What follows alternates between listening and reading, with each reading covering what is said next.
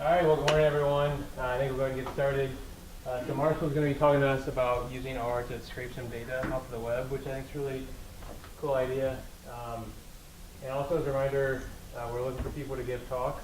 So if anyone's interested, please shoot us an email. It's just slug@staff.ncsu.edu. And without further ado, here's Marshall. All right, thanks. So I'm Marschall Furman. I'm an undergrad in the stats department here, and I've been doing a little bit with web scraping the past month or two. So hopefully I can share some ideas with you guys. So I'm going to talk about some of the options that you have for scraping things from the web, different programming languages that you can use, and different packages in R that are useful for doing that. And then I'll go over some of the basics of things that are important for you to use when you're scraping data in R. And then I'll kind of walk through a basketball example to solve a data science problem, show you how scraping can be useful there. So essentially, web pages are written in this HTML code. Right? So when they open, they look all fancy, right, on top. But you can go to the page sources of these, and they're very, very messy and complicated. They're organized in some way that we can't really see with our eyes. But there are ways that we can parse this HTML to figure out what's going on underneath and extract any patterns that we're interested in finding out about. So our goal is to extract the HTML and parse through to find the pertinent information that we're looking for to solve our problem. So there's a lot of different languages you can use to do this. A lot of people use Python for it, and there's some examples of things that are useful in Python. I haven't really used any of those, so I don't have a lot of experience with that, but I know that it's pretty commonplace to do that. Ruby is another scripting language that specializes in text processing, so it's very useful for finding regular expressions, which I'll get into a bit later. But today I'm going to be focusing on R packages that are useful. So a couple of these, rcurl and scraper, are pretty common. You can find examples of them throughout the internet. I haven't used those as much, so I'm going to focus on XML, string-R, and rvest. Rvest is something that was designed by Hadley Wickham, and I think it was on GitHub when I found it a couple months ago, but I think now it's on CRAN officially as of January 1st. So you can check that one out too. So when I say scraping data, what does that actually mean? Basically, we're trying to solve a problem, right? And we need information from the internet to solve that problem. So we check out our data, we go to the web pages that we're looking for, and we figure out all the different places we need to collect data from. So that's looking at our different web pages. If you're looking for library searches, you can figure out what the URLs have in common and where they differ. And so you can use R commands to start with a base URL and add to it if you're looking for something more specific. And then the third step, which I'll talk about most of the time, is extracting the information from these URLs.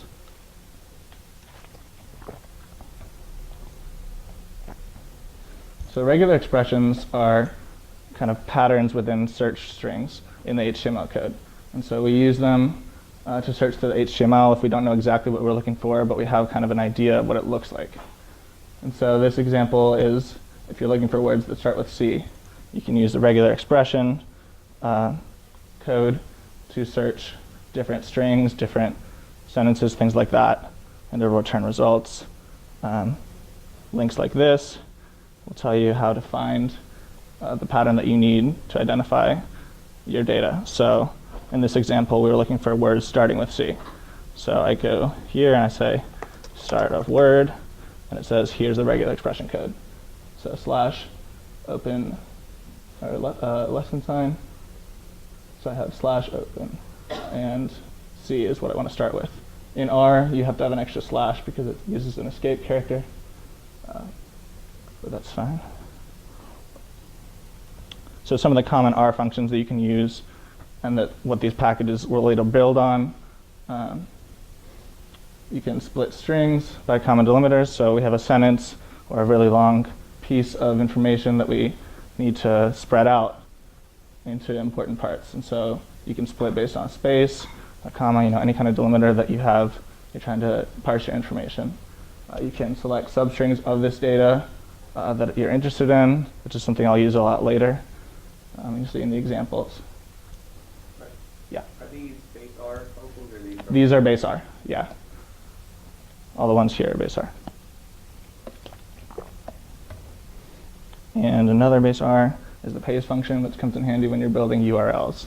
So you can combine strings and other kinds of objects to make up a new object. And again, separate them by delimiters if you need to. A lot of times in URLs you have slashes or underscores, things like that. And so the packages that I'll get into later either use these same functions or they have their own versions of them that include regular expressions. So they build on them and make it more user-friendly. So the pipe operator is something that comes into play in the RVS package that I mentioned. That's something that Hadley Wickham has used in a couple of his packages that he's designed. And it basically forwards your information to a new function that you can use. Instead of saying the sum of that vector, you can say, I want to look at the vector, and now I want to take the sum, or some other function of the vector, things like that. So I haven't seen it used much outside of that package. I guess you could use it for things like this, but mostly it's for what I'll be getting into with the RVS package. So the first package I wanted to talk about is XML. And so we have a website that we're interested in. We want to get pitch FX data. If you're not familiar with pitch FX, it's something they use in baseball, Major League Baseball, to track the pitches that are thrown throughout the game and learn about what's going on there. So like, was it a ball or a strike? What speed was it thrown at? Things like that. Where did it land in regards to the catcher? So they use these to learn information about what pitches are being thrown well by certain pitchers and things like that. Very large database. And so here you can see we're just sort of setting up a file to import all of our pitches into and organizing it.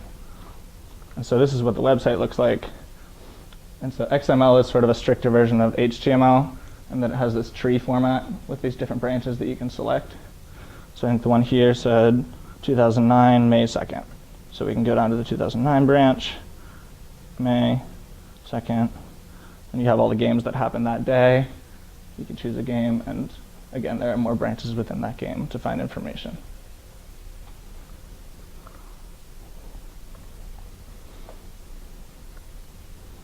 So we can access these branches individually and figure out, again, which games occurred that day, which parts of the game we're interested in learning about, things like that.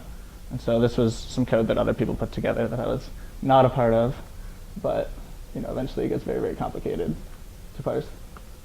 And you end up with a pitch that looks like this. So it's a ball, and it has a bunch of other properties, like 20 other properties that I didn't show here, but it allows you to pull all that information from this tree formatted website.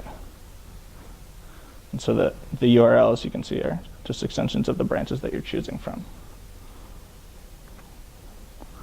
Does anyone have any questions about that? Is that good? So that Yeah. end product you just showed, Mm-hmm. that's what was needed to get to that bottom line. And all the other pitches in the game. Yeah. So it's quite a bit of code, a lot of regular expression, searching, and things like that. But yeah, it was pretty intense.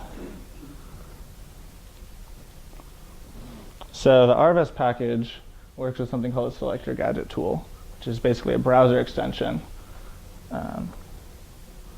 where you can point and click anywhere on the web page, and it'll tell you what the CSS selectors for that item that you're looking at are called and how to identify them. So this is something that's been around for a few years. I think it was updated in 2013.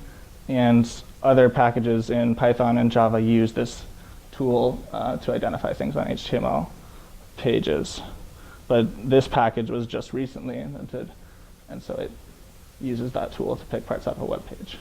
So close a couple tabs here. To show how we use this, I'll take you to a website of a box score of a basketball game, which we happen to win. So in this example, we're interested in finding the names of the teams who played in the game. So I go to the web page, I have my selector gadget tool that I turn on, and now see I can select different things. So I'm interested in the Duke Blue Devils and NC State Wolfpack.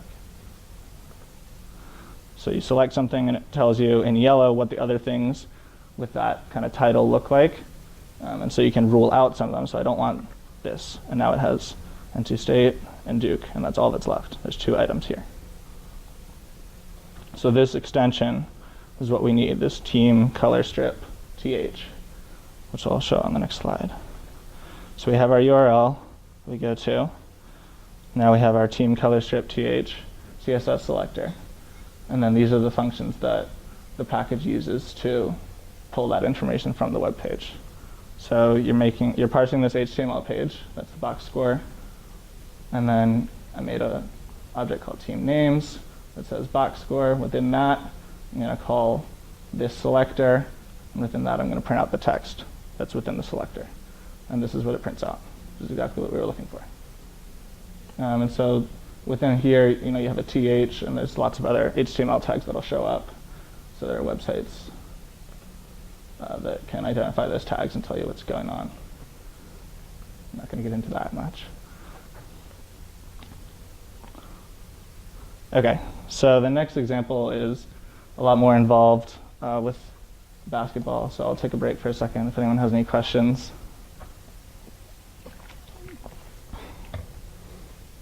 All right, then I will close some of these.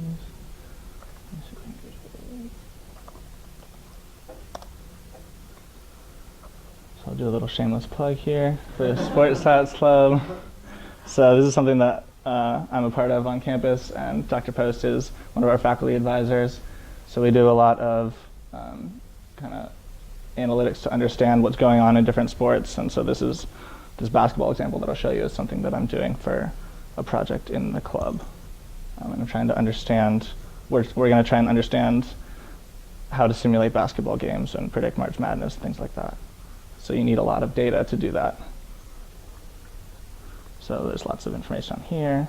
Meetings, scrape data. This is where I found that PitchFX stuff that I showed you earlier.